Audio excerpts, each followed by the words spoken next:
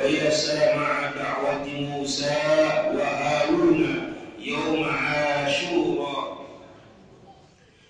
ويا خالق محمد صلى الله عليه وسلم يوم عاشوراء.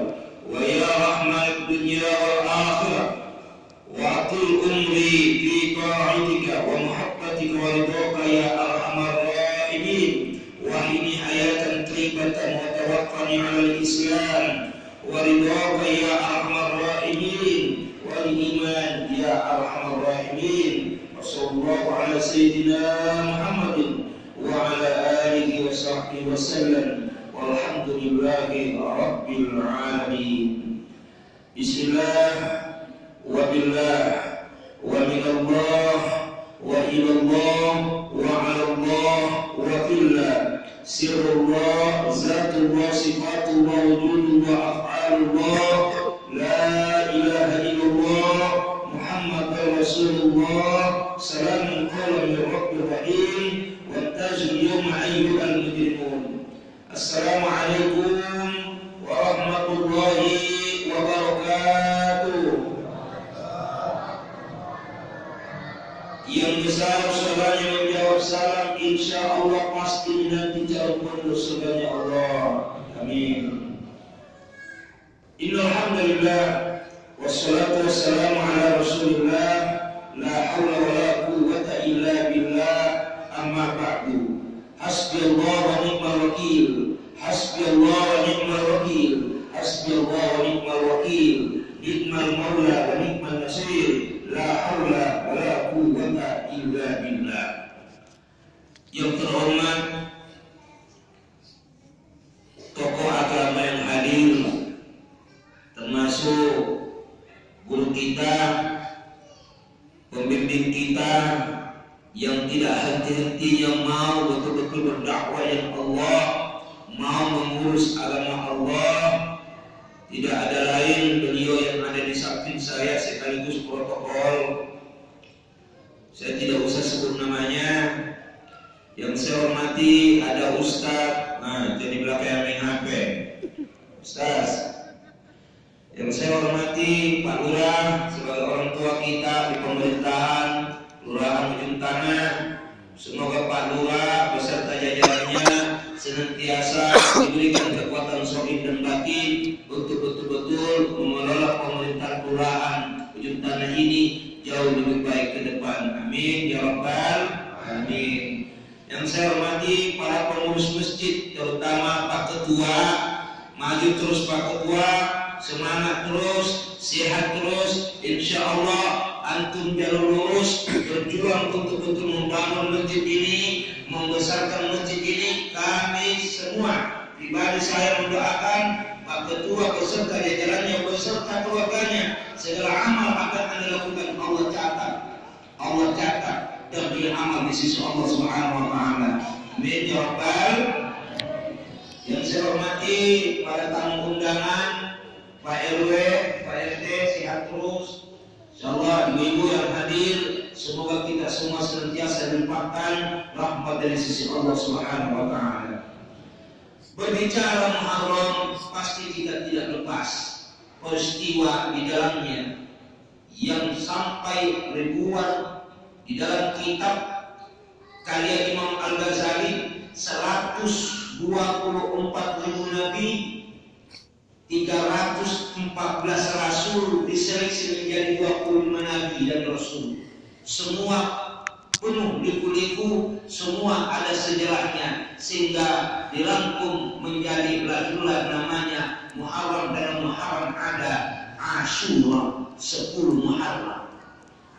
Di 10 Muharram itu terjadi peristiwa semua nabi pernah mengalaminya. Salah satu pelopor sejarah diceritakan dalam 10 Muharram Asyura, disebut Asyura, pelapornya tidak lepas ialah Nabiullah Daud alaihissalam.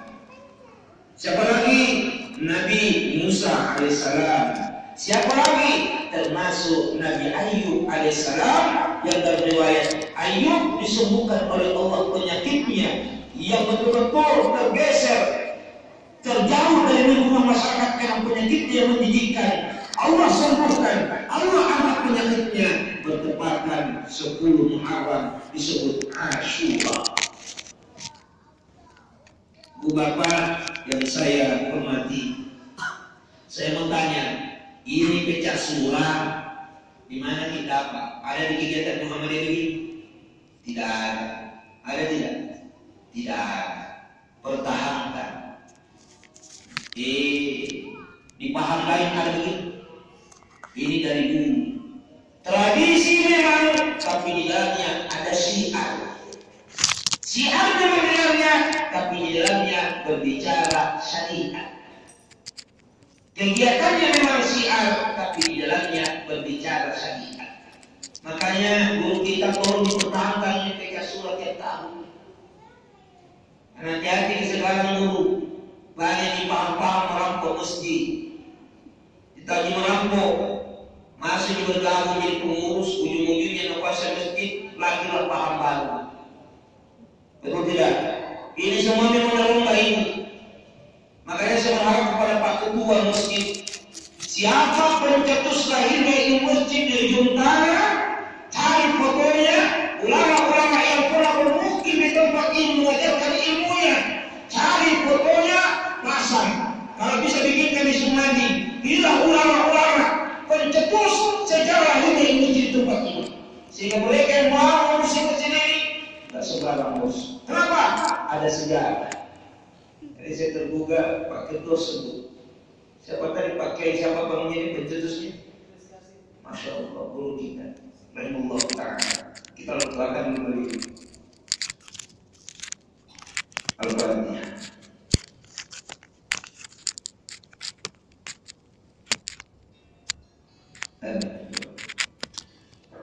Saya kembali hati-hati sekarang. Di Makassar ini Pak Lurah, banyak yang mesti dirampok. Apa yang dirampok bukan mesti dirampok, orang hati diberi kota amalnya. Masjidnya yang dikuasai oleh paham-paham. Mereka masuk, pertama, metode jadi jamaah. Setelah mereka jadi jamaah, apa yang terjadi? Masuk lagi jadi pengurus. Ketika jadi pengurus, dia dokter lagi, dia rombak. Dia ambil alih jadi kepengurusan. Kalau dia sudah ketua pengurus, jadi ketua pengurus, kita tidak. Maka penceramanya harus pahamnya dia. Maka tidak sedikit mereka yang merampok masjid. Memang pada dia pun di dalamnya isi masjid itu apa? Masyarakat tidak ada yang bisa bayar. Banyak kita lihat sekarang. Masjid dikuasai oleh apa yang terjadi? Akankah umat jamaah masyarakat pergi kepada masjid suara masjid itu? Tidak. Mereka cari masjid lain. Kenapa? Kecewa. Susahnya memaksakan tidak paham yang pada dasarnya sudah dahulu ada pahamnya. Inilah yang rusak kita. Sekarang toleransi sudah hilang, toleransi seagama. Toleransi seagama kita sudah hilang, sudah tahu prinsip pahamnya dari dulu mazhabnya Syafi'iyah, tapi mereka memaksakan paham Malikiyah. Tak bisa saudara. Coba lihat bagaimana hebatnya Ustaz Roman ngaji di Maroko. Gelarnya luar biasa, tapi apakah dia bawa paham Maroko yang pahamnya menurut mayoritas Malikiyah dia bawa ke kampungnya? Tidak. Kenapa? Karena dia bawa pribadi toleransi. Ini yang kita mau jaga. Dan saya berharap mudah-mudahan kita sehat semua, panjang umur, pertahankanlah ini syiar ini. Jangan sedikit-sedikit berubah, jangan sedikit-sedikit berubah. Kasihan ulama-ulama kita dahulu, sama si Anggar kasih pendeta-pendeta tak yur, tahu mengaji di Salemo, mengaji di kanan. Lalu dia berdakwah di tempat ini membawa syiar, lalu kita tiba-tiba mau merubahnya. Alhamdulillah. Mana kita lalu meminatkan pendatang baru, paham baru, atau jauh sebelum orang yang kita bawa, kita pertahankan. Bodoh kita. Makanya jalan terus dulu, balasannya jalan. InsyaAllah. Yang tidak mau rasanya tidak masalah, tapi tidak mau membuka dominya. Terus, nanti kita sekarang prihatin. Ulama-ulama kita sudah banyak meninggal. Saya kembali hati-hati sekarang masjid kita. Untung sudah berapa bulan di sini, Bu? 3 bulan. Jaga masjid kita. Terus sekarang saya kembali masalah Muharram. Kenapa ada pecah surah? Ada pecah surah di mana hadis kan? Alhamdulillah. Hebatnya dulu ulama-ulama itu. Nabi Said, kenapa ada istilah pecah surah? Tahu tidak, akhir-akhir ini negeri kita ditimpa bala bencana, kebakaran. Kita ngasih duit Pak Lurah, hati-hati di sekarang perokok, mana-mana itu perkotonnya. Perokok, bakar sampah, hati-hati. Musim kebakaran, musim kemarau. Jangankan masalah kebakaran, kemarin-kemarin kita dengar bala bencana di mana-mana terjadi. Hebat betul ini agama Islam. Hebat betul konsep-konsep ulama-ulama dahulu kita. Kenapa setiap Muharram ada dibilang Asyura, pecah surah, salah satunya karena songkabala. Inna salatatil mar'il muslim tazidat fil umur wa yarfa'u min tatassu'i wa fil marad. Sesungguhnya sedekahnya seorang muslim mampu memperpanjang umurnya, dijauhkan mati su'ul khatimah, dijauhkan pula dari balak dan bencana. Apa hubungannya dalam anu baca surah? Kalau sudah kita baca guru tak ulama baca surah surah dibagi-bagi kalau dikasih makan orang, bukankah itu bagian sedekah? Masuk ke mana? Ini orang yang tak tahu. Jadi Muharram ini luar biasa. Terus Ustaz, bolehkah puasa di bulan Muharram? Boleh. Akalnya berapa hari? 3 hari. Kapan? 9 Muharram, 10 Muharram, sampai 11 Muharram. Jadi besok ini sudah 11 nih. Sampai 11 nih. Seterusnya tidak ada. Pahambaran itu tinggi. 9 Muharram. Akalnya 3.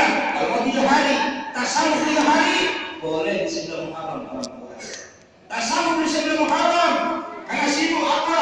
10 Muharram. Tasawuf 10 Muharram, 11 Muharram. Tasawuf 11 Muharram. Siapa teman-teman jadi orang kata teman-teman puasa. Puasa. Insyaallah.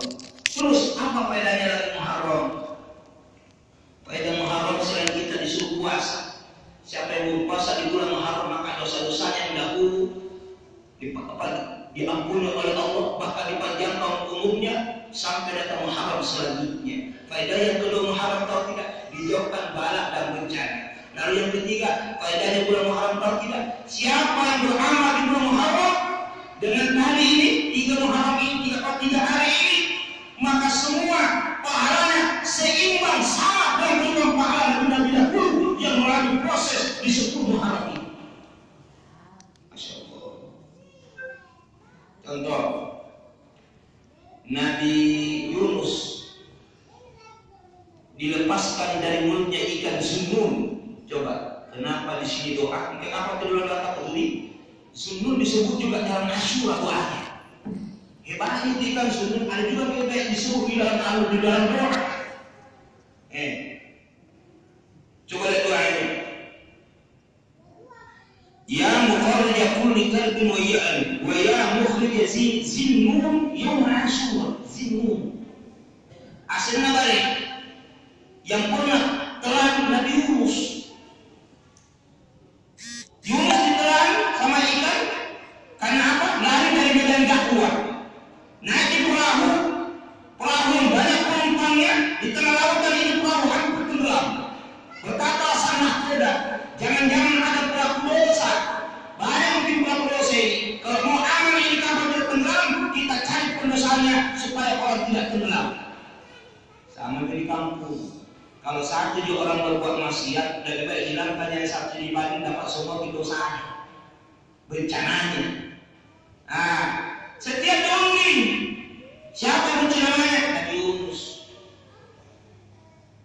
Diungging, Yunus. Orang tidak percaya, mana mungkin yang Yunus yang melakukan dan orang soleh, orang bersih. Makanya kalau ada isaki itu ada undi.